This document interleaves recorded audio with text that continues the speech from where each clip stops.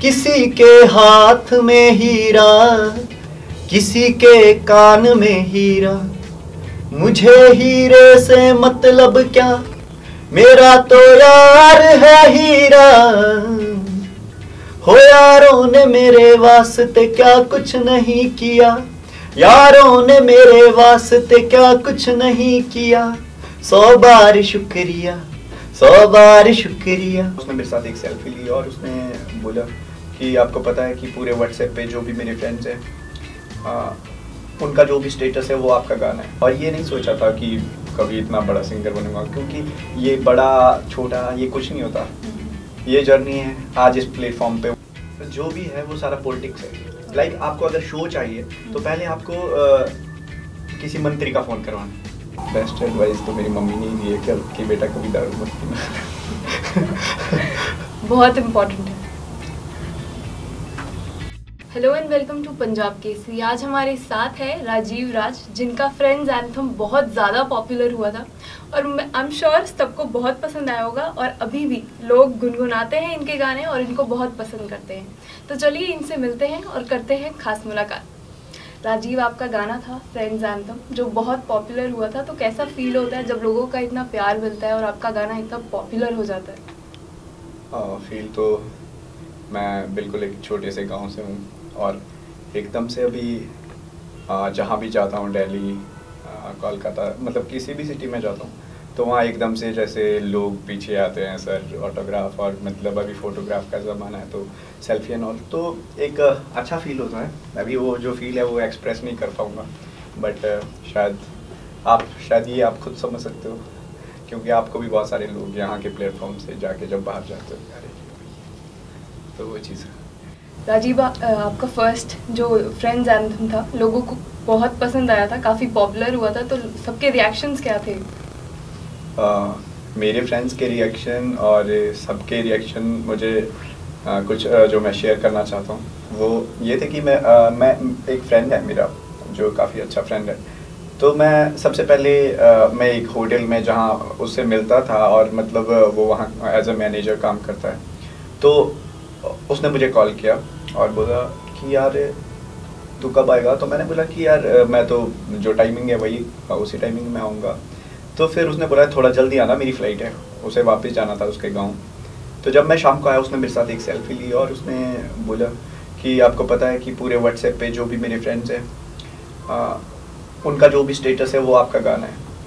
तो फिर मुझे लगा कि नहीं यार, और ये मतलब कुछ हुआ है, तो मतलब अच्छा लगा। और अभी इससे ज़्यादा शायद सब लोगों को, इनफैक्ट जितने भी लोग सुनते हैं तो उनके सबकी, मैंने सोचा था कि शायद इस पे कुछ लोगों का ऐसा रिएक्शन आएगा कि क्यों बनाया कैसा, बट उस जो गाने में पावर थी, जो एक फ्रेंड्स वाला ऑरा था उस गाने का, तो उसने उसको गाने को अभी आपके सामने ही है 250 मिलियन अप्रॉक्स व्यूज़। ओके, इसकी लिरिक्स काफ़ी कैची है, स्पेशली लोगों को बहुत अट्रैक्ट करते हैं इसके लिरिक्स करते हैं। तो आपको इसकी इंस्पिरेशन कहाँ से मिली और कहाँ से आइडिया है कि मेरे को ऐसे गाना बनाना है? एक्चुअली जो ये गाना है वो मैंने रिक्रिएट किया है, जैसे कि काफ़ी लोगों को पता ही होगा, और जिनको पता नहीं है उनको पता करने की ज़रूरत भी नहीं है। एक्चुअली एक गाना मेरे चाचू गाया करते थे कि एहसान मेरे दिल पे तुम्हारा है दोस्तों। तो बस मुझे वही लाइन याद थी, बिकॉज मैं उस टाइम बहुत छोटा था जब वो गाते थे। तो जब मैं बॉम्बे गया तो छोटे छोटे जैसे अपने गिग्स होते थे, उसमें सभी दोस्तों के लिए ऐसे ही गाना शुरू कर दिया। तो मैं वहाँ बहुत पॉपुलर हो गया कि यार उस बंदे को बुलाओ जो दोस्तों वाला गाना गाता है। तो फिर मैं एकदम से एक अपने दोस्त की किसी पार्टी में गया था, तो वहाँ जाके एकदम वायरल हो गया गाना, किसी ने मेरा मोबाइल से वीडियो बना के वायरल हो गया। तो फिर उसके बाद 2-3 दिन तक मतलब 2-3 करोड़ लोगों ने देख लिया था, वो काफ़ी ज़्यादा हर जगह शेयर हो रहा था। तो फिर किसी ने सजेस्ट किया, कुछ जो दोस्त होते, कि यार देख तूने उस टाइम प्रिया प्रकाश वाला चला था वो वायरल वाला, तो उसने बोला कि देख तूने मीम कंटेंट बनना है या प्रॉपर एक सिंगर बनना है। मैं सोचा कि यार देख इसको हाइप दे सकते हैं, एक मीम जैसे बनते हैं हर गाने के, तो वैसा कुछ कर सकते हैं, बिकॉज गाना तो ऑलरेडी चल रहा है। उन्होंने बोला कि इसका एक ऑफिशियल वर्जन बनाओ। उससे क्या होगा कि ये हर जगह जहाँ भी गाड़ियाँ एंड क्लब्स एंड ऑल हर जगह बजेगा और लोग प्रॉपर सुनेंगे। बिकॉज अगर आपने पहले वाला जो वायरल है वो सुना होगा तो उसमें एक छोटा सा वीडियो था, वो 1-1.5 मिनट का, जिसमें मैं हार्डली दिख भी नहीं रहा था कि कौन गा रहा है आगे से।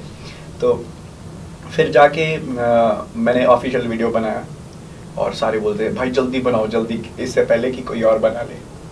मैंने बोला मैंने बनाया है तो मैं ही बनाऊंगा, कोई और बनाएगा वो नहीं चलेगा। तो उसके 1 महीने बाद, वायरल के 1 महीने बाद मैंने वो ऑफिशियल वर्जन बनाया था, तो अभी वही वायरल हो रहा है। ओके, तो आपके फर्स्ट वायरल वीडियो के बाद आपको पॉपुलैरिटी तो मिली, लेकिन उससे पहले की जर्नी कैसी थी? आप हिमाचल से हैं, तो आपने शुरू से ही सोचा था कि मुझे सिंगर ही बनना है? देखिए, जब भी हम जिंदगी में ऐसा कुछ काम करते हैं तो उसमें सोचता तो नहीं है इंसान कि ऐसा कि मैं ऐसे करूँगा, वो हो जाता है। मतलब okay, वो आपको मतलब बचपन से इंटरेस्ट नहीं था सिंगिंग? नहीं, वो इंटरेस्ट वाली बात नहीं कह रहा हूँ कि इंटरेस्ट तो होता है, बट आप किसी चीज़ के लिए बने हो। लाइक मैं यहाँ आने के लिए, इस स्टूडियो में आने के लिए, पंजाब केसरी के सबसे बड़े स्टूडियो में आने के लिए मैं इसके लिए बना था। वो मैं सोचता हूँ कि ये हमारे जो प्रारब्ध है, पीछे मैंने कुछ ऐसे अच्छे काम किए होंगे या सच में मैंने म्यूज़िक के लिए एक डेडिकेशन से कुछ काम किया होगा तो मैं यहाँ पहुँच पाया हूँ। तो उसके लिए ये था कि मैं थोड़ा, हाँ इंटरेस्ट तो मुझे था, बट वही है कि इंटरेस्ट तो सबको होता है, पहुँच बहुत कम पाते हैं। तो वो था कि इंटरेस्ट भी था और मतलब एक पैशनेट जो होती है ना, वो बात की ज़ील होती है। तो सोचा नहीं, मतलब वो होता गया, मतलब बस ये था, बस म्यूज़िक। क्योंकि मैं आप मेरी जर्नी ऐसी है कि मैं कई बार चंडीगढ़ से लेह लद्दाख तक, ऊपर केलांग सुना है कभी आपने नाम? वहाँ मैंने शिलोंग सुना है। शिलोंग नहीं, वो केलांग है। वो वहाँ तक मैं बाइक पे मतलब बरसातों के टाइम बाइक पे गया हूँ। तो जो मेरी जर्नी है, मतलब वो एक डेडिकेटेड थी एक म्यूज़िक के लिए, और ये नहीं सोचा था कि कभी इतना बड़ा सिंगर बनूंगा, क्योंकि ये बड़ा छोटा ये कुछ नहीं होता। ये जर्नी है, आज इस प्लेटफॉर्म पे हूँ कि 10 लाख सब्सक्राइबर होने वाले, तो शायद अगर ये 1 करोड़ भी हो गए तो फिर सोचूंगा यार अमित बदाना भाई के 2 करोड़ है, वहाँ तक पहुँचना है। तो ये जो है, ये तो एंडलेस है जर्नी, बट ये है कि जहाँ हूँ मतलब बहुत खुश हूँ। ओके, तो अभी आप पॉपुलर हो गए हैं, लेकिन स्ट्रगल स्टोरी भी सबकी होती है। आपने कभी ये सोचा कि मेरे को इतना स्ट्रगल करना पड़ रहा है, यहाँ पर मुझे रुक जाना चाहिए, आगे नहीं हो पाएगा? कभी ऐसा पॉइंट आया लाइफ में? हाँ, जब घर में एक्चुअली, अगर हिमाचल का थोड़ा सा आपको बताऊँ तो मैं पहले हिमाचली कुछ एल्बम्स करता था। तो हिमाचल में क्या है कि हिमाचल में मेले होते हैं लोकल, आपके शायद इधर तो नहीं होते, बट वो गवर्नमेंट के अंडर आते हैं और उसमें लोग अपनी कोटेशन भेजते हैं, जैसे आर्टिस्ट मैं हूँ, और कोटेशन के बाद आपको वो शो देंगे। तो मेरा ये था कि मैं अप्लाई करता था, काफ़ी अच्छे एल्बम्स भी मैंने इससे पहले भी 20 गाना बनाया। तो जब मैं वो करता था तो लोग वहाँ के जो एडमिनिस्ट्रेशन, अभी मैं सबको नहीं बोलूँगा, बट वहाँ थोड़ा वो बोल सकता हूँ, जो भी है वो सारा पॉलिटिक्स है। लाइक आपको अगर शो चाहिए तो पहले आपको किसी मंत्री का फ़ोन करवाना है। तो मैंने सोचा कि यार इतना ज़्यादा, अभी जो एक रियल आर्टिस्ट होता है वो सीधी सी बात है, वो किसी के बोलते हैं ना घुटने नहीं टेक सकता, सीधी सी बात है। मतलब वो है कि आप अगर डेडिकेटेड हो म्यूज़िक के लिए, तो मैं ये सोचता था। तो मैंने फिर वहाँ से बैकआउट कर लिया कि यार मैं अभी देखो, मैं क्योंकि कितनी बार लोग उसके पास जाएंगे कि मंत्री जी काम दे दो, या मतलब हर बार तो नहीं जाएंगे बिकॉज शो तो हर आए दिन होते रहते। तो फिर मैंने सोचा कि अब मैं ऐसा करता हूँ, होटल लाइन में चलते हैं। तो मैंने होटल लाइन में एक छोटे जहाँ 10-15 लोग बैठे हो, वहाँ गाना स्टार्ट किया, क्योंकि वो मेरे लिए मतलब फार बेटर था कि वहाँ मैं बार बार उनके आगे हाथ फैलाऊँ कि भाई मुझे काम दे दो। तो वो सारी चीज़ें थी। फिर मैंने होटल लाइन से स्टार्ट किया, फिर होटल लाइन में ही मैंने काफ़ी ज़्यादा शोज़ किए, और फिर वहाँ से ही मैं बॉम्बे निकला, क्योंकि जो मुझे बॉम्बे ले गए थे वो भी उसी होटल की वजह से ही ले गए थे। उन्होंने मेरा एक जो प्रोग्राम है वो सुना था। तो मतलब काफ़ी सारी चीज़ें हैं, जो लॉन्ग जर्नी है, बट काफ़ी सैड भी है। ओके, तो आपके करियर को जहाँ आप इस टाइम पहुँच गए हैं, आपके पेरेंट्स का कितना हाथ है उसमें? ट्रूली तो जो मेरे मॉम डैड है वो मतलब ज़्यादा पढ़े लिखे नहीं हैं।